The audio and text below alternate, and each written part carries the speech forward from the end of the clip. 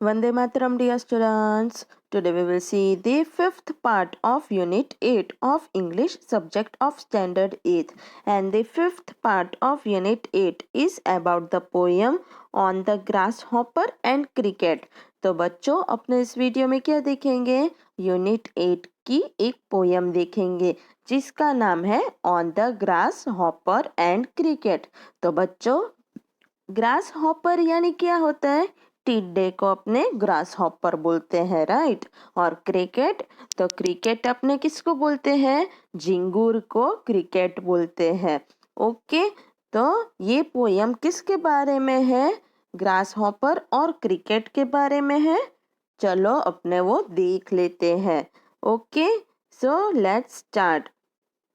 Unlike the ant and the cricket, which tells us a story, this is a nature poem. तो एंट और cricket जो एक story बताती है उसकी तरह ये पोयम एक प्रकृति के बारे में है, नेचर के बारे में है। In it, the grasshopper and cricket do not appear as characters in a story. इस पोयम में grasshopper and cricket है, वो स्टोरी के कैरेक्टर नहीं है। Rather, they act as a symbol, each suggesting something else.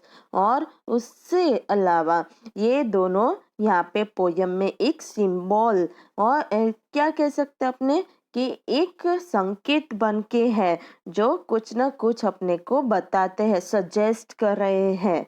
Read the poem and notice how the poetry of earth keeps on through summer and winter in a never-ending song. Who sings the song? तो अब ये poem पढ़ो और फिर notice करो कि कैसी ये पोयम कविता अर्थ के जो बारे में है, वो पूरे समर और विंटर में जो कभी भी ना खत्म होने वाला गाना है उसमें कैसे अपने डिस्क्राइब किया हुआ है। ये पोयम कौन गा रहा है वो अब देखते हैं। Okay, the poetry of earth is never dead when all the birds are faint with the hot sun. तो अब क्या कह रहे हैं कि ये धरती के बारे में पोयम है, वो कभी भी खत्म नहीं होती है, कभी इसका अंत नहीं होता है।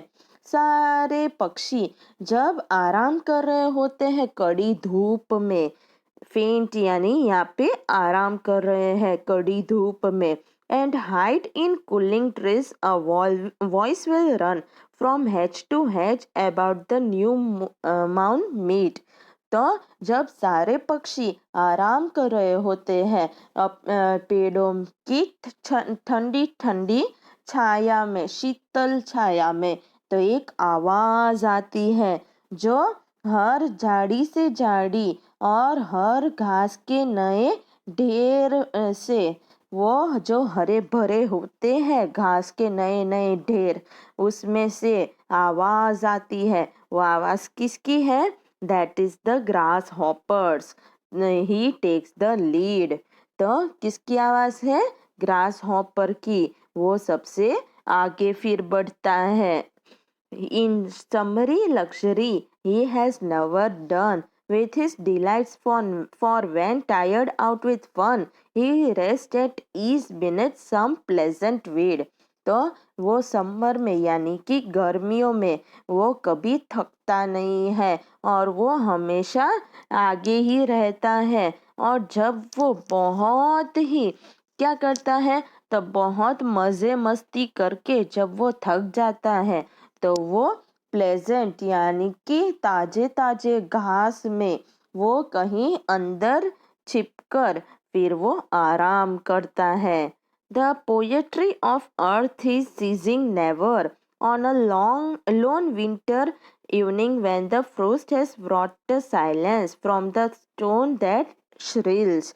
तो क्या कह रहे हैं कि पोएट्री जो अर्थ की है वो खत्म नहीं होती, कभी भी समाप्त नहीं होती। और जब सर्दियों की शाम होती है जो अकेले अकेले वहाँ पे ठंडियाँ शुरू हो जाती है और सन्नाटा छा जाता है और जो सारे पत्थर है वो उसमें से एक ऊंची और साफ आवाज सुनाई देती है। तो वो किसकी आवाज है? The cricket song. तो क्रिकेट का गाना है। इन वार्मथ इंक्रीजिंग एवर, और वो अपने को गर्मी का एहसास दिलाता है। And seems to one in drowsiness half lost, और फिर वो क्या कराता है? सुस्ती महसूस कराता है, जैसे आधे अपने कहीं खो गए हो। The grasshoppers among some grassy hill, और ग्रास हॉपर है वो तो कहीं पे घास के पहाड़ियों ढेर में कहीं खो जाते हैं। तो कब? तो सर्दियों में, और गर्मियों में वो बाहर निकल जाते हैं। ओके, तो ये पोयम किसने लिखी है? जॉन किट्स ने। और ग्लोसरी के कुछ टर्म्स क्या है? तो ब्रॉट यानी ब्रॉट अबाउट यानी कि लाना। Shrills come through loud and clear, जो उच्चे और साफ उसमें से आए उसको श्रिल्स कहते हैं। ओके, तो अब अपने इस पोयम के कुछ क्वेश्चन आंसर और एक्सरसाइजेस देख लेंगे। Working with the poem. Okay, तो पहला क्वेश्चन क्या है? Discuss with your partner the following definition of the poem. तो आप आपके पार्टनर के साथ डिस्कस करो, नीचे जो ये लाइंस दिए हैं उसकी डेफिनेशन पोयम में क्या है। A poem is made of words arranged in a beautiful order. These words when read with aloud with feeling have a music and meaning of their own. तो क्या कह रहे हैं कि पोयम है वो एक क्या है? वो शब्दों से भरा हुआ है, जो एक बहुत ही ब्यूटीफुल ऑर्डर में उसको अरेंज कर रखा होता है। और ये सारे वर्ड्स हैं जब अपने फीलिंग्स के साथ जोर जोर से गाए, और तो उसमें क्या होता है कि म्यूजिक होता है और उसके मीनिंग्स अलग अलग हो जाते हैं। ओके, तो इसका आंसर क्या है? Poem is supposedly an artistic piece which contains a speech as well as song, and is usually rhythmical and metaphorical. तो क्या कह रहे हैं कि पोयम है वो एक बहुत ही आर्टिस्टिक पीस है, जो अपने स्पीच की तरह भी बोल सकते हैं और जिसको गाने की तरह गा भी सकते हैं। ज़्यादातर वो रिथम में ही गाए जाते हैं। This beautiful arrangement of words beautify and add to the essence of the poem. और जो ये वर्ड्स को ब्यूटीफुली अरेंजमेंट किया जाता है वो पोयम की शोभा और बढ़ा देती है, और उसकी जो एसेंस यानी कि ज़रूरियत है उसको भी ज़्यादा बढ़ा देती है। पोयम में मेटाफोरिकल यानी कि कोई भी चीज होती है उसको किसी भी चीज के साथ रिलेट कर देते हैं, कंपेयर कर देते हैं, वो उसको कहीं पे भी, है ना। Poems are supposedly read aloud to feel the intense patience and emotion with which they have been composed. Poem है उसको जोर से इसलिए गाया जाता है कि उसमें जो भी इमोशंस है, पैशन है जिसके साथ उसको बनाया गया है उसको उसकी अपने को फीलिंग हो, इसलिए।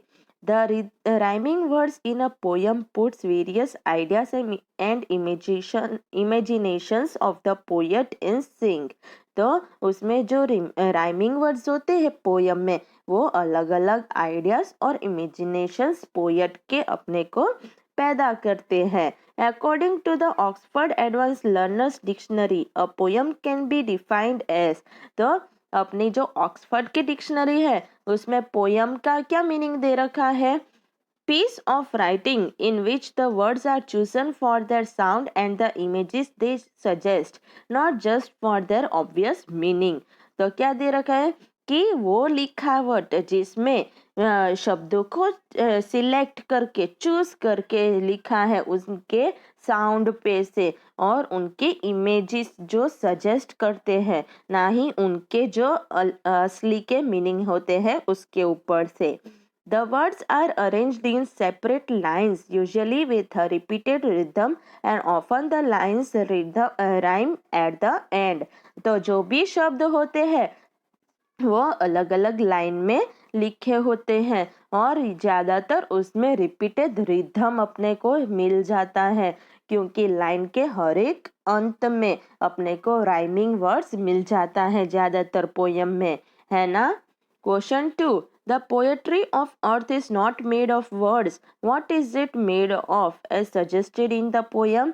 तो ये जो अर्थ पे, धरती पे पोएट लिखी है वो शब्दों से नहीं बनी है, तो फिर वो किससे बनी है, पोयम में इसको क्या सजेस्ट किया हुआ है।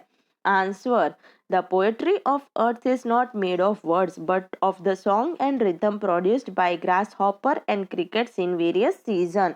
तो ये पोयम वर्ड्स शब्दों से नहीं बनी है, पर इसमें जो ग्रास हॉपर और क्रिकेट है वो अलग अलग सीजन में कैसे रिदम और गाने प्रोड्यूस करते हैं उससे ये बनी है। The music of the nature never losses it's charm even the with changing season. तो भले ही सीजन बदलते हो पर उसका म्यूजिक का नेचर है वो नहीं बदलता। Summer and winter are the toughest season of the year. In summer it is extremely hot and in winter it is very cold. तो समर और विंटर है वो साल के सबसे कठिन सीजन होते हैं। समर में धूप होती है तो विंटर में क्या होती है, सर्दी होती है। So in these two seasons there are rare songs of joy and music on earth.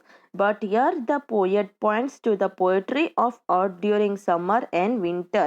इसलिए इन दो सीजन पे बहुत ही कम गाने और कम म्यूजिक है इस धरती पे, पर यहाँ पे पोएट है वो पोएट्री ऑफ अर्थ को समर और विंटर में ही पॉइंट आउट करता है।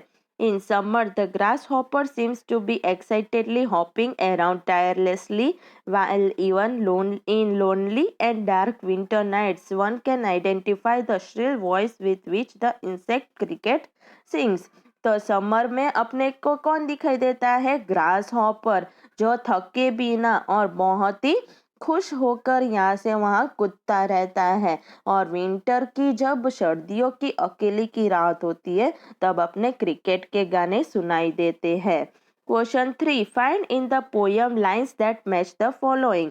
तो आपको क्या करना है, पोयम में लाइन ढूंढने हैं जो ये नीचे हुए दिए हुए लाइन को मैच करें। तो पहला लाइन क्या है, the grasshopper's happiness never comes to end. तो पोयम में इसकी कौन सी लाइन है, he has never done with his delight in summer luxury. तो ये पहली लाइन है। फिर दूसरी, the cricket's song has a warmth that never decreases। तो इसमें कौन सी लाइन आएगी, तो इसमें आएगी the cricket song in warmth increasing ever. तो ये लाइन आएगी। ओके, अब question 4, which word in stanza 2 is opposite in meaning to the frost. तो दूसरे स्टेंजा में कौन सा शब्द फ्रॉस्ट यानी कि ठंडी के ऑपोजिट है, उसका विरुद्धार्थी है। Answer, the word frost in second stanza 2 differs in meaning with the word grassy. Grassy के ऑपोजिट में है। Frost has a chilly reference which means a degree और state of coldness sufficient to cause the freezing of water. तो frost है वो ठंडी के reference में अपने यूज करते हैं कि कितनी ठंडी होती है, और पानी है वो कितना जल्दी बर्फ बन जाता है। This meaning lacks a green live feeling which is present in the word grassy. Grassy means something which is like grass or pertains to grass. तो grass यानी grassy यानी क्या होता है कि कुछ चीज जो ग्रास जैसा होता है या ग्रास की तरह होता है। तो इसमें ठंडी का मीनिंग नहीं आता, इसलिए ऑपोजिट बोल सकते हैं। Question 5, the poetry of earth continuous around the year through a cycle of 2 seasons. Mention each with its representative voice. तो क्या कह रहे हैं कि पोएट्री ऑफ अर्थ है वो पूरे साल चलती रहती है गोल गोल 2 सीजन में। तो हर एक में उनकी रिप्रेजेंटेटिव वॉइस कौन सी है वो बताओ।